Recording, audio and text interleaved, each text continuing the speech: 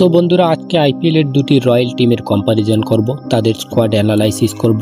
একদিকে রাজস্থান রয়্যালস তো অপরদিকে রয়্যাল চ্যালেঞ্জার্স ব্যাঙ্গালোর। দেখব ওই দুই টিমের মধ্যে কোন টিম বেশি শক্তিশালী, তাদের স্ট্রং জোন এবং উইক জোন। স্কোয়াড অ্যানালাইসিস করার পর এই দুই টিমের প্লেইং 11-এ কোন কোন প্লেয়াররা জায়গা পাবে সেই ব্যাপারেও আলোচনা করব। তো রাজস্থান রয়্যালস এবং আরসিবির ফ্যানরা ভিডিওটি লাস্ট অবধি দেখতে থাকুন এবং চ্যানেলটি সাবস্ক্রাইব না করে থাকলে অবশ্যই সাবস্ক্রাইব করে রাখুন ক্রিকেট রিলেটেড যে কোনো আপডেট সবার আগে পেতে। তো আরসিবি টিমকে দিয়েই শুরু করব। প্রথমে আরসিবি টিম সম্পর্কে আলোচনা করব। প্রথমে আরসিবি টিমের স্ট্রেংথ, শক্তিশালী পয়েন্ট দেখব। আরসিবি টিমের সবথেকে বড় স্ট্রেংথ সকলেই জানি আমরা, তাদের বিধ্বংসী batting line up. Virat Kohli, Faf du Plessis, Glenn Maxwell, Rajat Patidar এবং এবছর ট্রেড করে নিয়ে এসেছে ক্যামারন গ্রিনকে। তো ব্যাটিং লাইন আপ তো নিঃসন্দেহে বলা যায় ডিস্ট্রাকটিভ ব্যাটিং লাইন আপ। এমন ব্যাটসম্যান রয়েছে এই টিমে যারা সিঙ্গেল হ্যান্ডেডলি ম্যাচ জিতিয়ে দিতে পারে। দ্বিতীয় স্ট্রেংথ, দ্বিতীয় শক্তিশালী পয়েন্ট, তাদের দুজন proper match winner all-rounder Cameron Green এবং গ্লেন ম্যাক্সওয়েল। বোলিংয়েও তিনি ম্যাচ যে কোনো সময় ঘুরিয়ে দিতে পারে। ব্যাটিংয়েও আমরা ওয়ার্ল্ড কাপে দেখেছি আফগানিস্তান ভার্সেস অস্ট্রেলিয়ার ম্যাচে একার দমে ম্যাচ জিতিয়ে দিয়েছে ডবল সেঞ্চুরি করে। ক্যামারন গ্রিনকেও আমরা দেখেছি মুম্বাই ইন্ডিয়ান্স টিমে গত বছর খুব ভালো পারফরমেন্স করেছে। ব্যাটিংয়ের সাথে সাথে বোলিংও ভালো করেন তিনি। আরসিবি টিমের লোয়ার অর্ডারে তো তার জায়গা পাক্কা।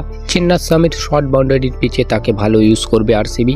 এখন দেখবো আরসিবি টিমের উইকনেস, আরসিবি টিমের কমজোর সাইড। এবছর তাদের সব থেকে বড় কমজোর সাইড হলো তাদের লেগ স্পিনার। যুজবেন্দ্র চাহালকে আরসিবি টিম থেকে রিলিজ করার পর তার মতো ভালো ব্যাকআপ এখনো পর্যন্ত আসেনি আরসিবি টিমে। আইপিএল অকশনেও কোনো ভালো স্পিনারের পিছনে বলি লাগায়নি আরসিবি। চিন্নাস্বামীর পিচে তো স্পিনারদের তেমন ভূমিকা দেখা যায় না, কিন্তু তাদের হোম গ্রাউন্ডের বাইরের পিচগুলিতে কোয়ালিটি স্পিনারের অভাব দেখা যেতে পারে। অকশনের আগে তো মনে হয়েছিল তারা হাসরাঙ্গার বদলে একজন ভালো রিপ্লেসমেন্ট খুঁজবে, কিন্তু অকশনে তারা কোনো নামি দামি স্পিনারকে টিমে অ্যাড করেনি। দ্বিতীয় উইকনেস পয়েন্ট, তাদের ডেথ ওভার স্পেশালিস্ট কোনো ভালো বলার নেই। বিজয় কুমার বিশাপ, Mohammed Siraj, Lockie Ferguson, Alzarri Joseph তো রয়েছে। নতুন বলের জন্য তো এরা খুব ভালো বলার, প্রথম 6 ওভারের জন্য। মিডিল ওভারেও ঠিকঠাক বল করে দেবে এরা, কিন্তু ডেথ ওভারে স্ট্রাগল করতে পারে। মোহাম্মদ সিরাজ রয়েছে শুধুমাত্র, যিনি ডেথ ওভারে ভালো বল করতে পারে। এবছরে ওয়ার্ল্ড কাপ খেলার পর তার কনফিডেন্সও অনেক বেড়ে গেছে। তাদের তৃতীয় উইকনেস পয়েন্ট হলো তাদের লোয়ার অর্ডার ব্যাটসম্যান। প্রত্যেক বাচ্চারাও জানে তাদের বিরাট কোহলি, ফ্যাব ডু প্লেসিস এবং গ্লেন ম্যাক্সওয়েল আউট হওয়ার পর ম্যাচকে সামলানোর মতো ভালো প্লেয়ার নেই লোয়ার অর্ডারে। অনুজ রাওয়াত, মাহিপাল লোমরোর, দীনেশ কার্তিক, এদের উপর তো গত বছর অনেক ভরসা দেখিয়েছিল, কিন্তু এরা ফ্লপ গেছে গত বছর।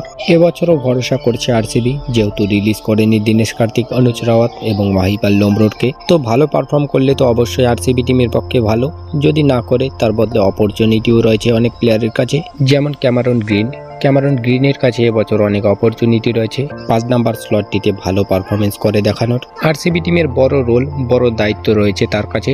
তো তার কাছে সেই বড় সুযোগ রয়েছে প্রমাণ করে দেবার, এবং আগামী বছরেই হতে চলেছে মেগা অকশন। সেই অকশনে প্রচুর বিকল্প থাকবে তার। তো আরসিবি টিমে রিটেইন হতে চাইলে 17,50,00,000 টাকা আবার পেতে চাইলে তাকে ভালো তো খেলতেই হবে। নেক্সট পয়েন্ট দেখবো আরসিবি টিমের সবথেকে বড় থ্রেট। আরসিবি টিমের সবথেকে বড় থ্রেট তাদের টপ 5-এ বেশি ভরসা করা, এবং আরেকটি তাদের সবথেকে বড় থ্রেট হলো লেফট আর্ম ফাস্ট বোলার। গত বছর ডেভিড উইলি ছিল, রিচি টোপলে ছিল।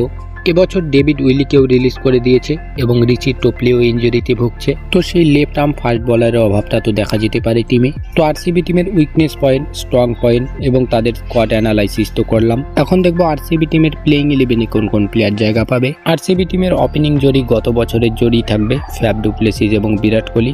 তবে এবছর অপশন রয়েছে রজত পাটিদারের। 3 নম্বরে খেলতে পারে রজত পাটিদার, 4 নম্বর গ্লেন ম্যাক্সওয়েল, 5 নম্বর ক্যামারন গ্রিন, 6 নম্বর মাহিপাল লোমরোর এবং 7 নম্বর দীনেশ কার্তিক। এই দুজনকেই দেখা যাবে ফিনিশারে। 8 নম্বর মোহাম্মদ সিরাজ, 9 নম্বরে আলজারি জোসেফ অথবা লকি ফার্গুসনকে দেখা যেতে পারে, 10 নম্বর করণ শর্মা এবং 11 নম্বর আকাশদীপ। এই প্লেইং 11টি নিয়েই নামতে পারে আরসিবি। তো আরসিবি টিমের ফ্যানরা ভিডিওটি অবশ্যই লাইক করে দেবেন। এখন দেখবো রাজস্থান রয়্যালস টিমের স্কোয়াডের শক্তিশালী পয়েন্ট এবং উইকনেস পয়েন্টগুলি। দেখবো তাদের প্লেইং 11-এ কোন কোন প্লেয়ার জায়গা পেতে পারে। রাজস্থান রয়্যালসের অকশন অনেক ভালো গেছে। নান্দ্রে বার্গার এবং টম কোলার ক্যাডমোরকে তাদের বেস্ট প্রাইসে পেয়ে গেছে, যারা অনেক ট্যালেন্টেড প্লেয়ার। এবং মিডিল অর্ডারে যেটা তাদের সব থেকে বেশি দরকার ছিল, রবম্যান পাওয়েলকে টিমে নেওয়ার পর সেটাও পূরণ হয়ে গেছে।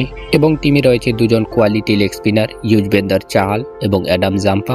আরও রয়েছে Ravichandran Ashwin. One of the best spin attack রয়েছে এই টিমে, এটা তো নিঃসন্দেহে বলা যায়। এই টিমে ফাস্ট বোলারেরও অভাব নেই, ফাস্ট বোলারও অনেক ভালো রয়েছে। ট্রেন্ট বোল্ট, প্রসিদ্ধ কৃষ্ণা, আবেশ খান, কিন্তু এই বোলাররা তেমন তাদের পুরনো ফর্মে নেই। নবদীপ সাইনি, সন্দীপ শর্মা, নন্দ্রে বার্গারও রয়েছে ফাস্ট বোলিং অপশনে। এই বোলাররা রাজস্থানের পিচ কন্ডিশন হিসেবে তো অনেক ভালো করতে পারে, কিন্তু রাজস্থানের বাইরের খেলাগুলিতে এই প্লেয়াররা ফাঁসতে পারে, কারণ আগেই বললাম তাদের ফর্ম ইস্যু। ফিনিশিংয়ে ওয়েস্ট ইন্ডিজের কম্বিনেশন রেখেছে সিমরান হিটমায়ার এবং রবম্যান পাওয়েলকে, কিন্তু সিমরান হিটমায়ার গত বছর একদম পুরোপুরি ফ্লপ গেছে।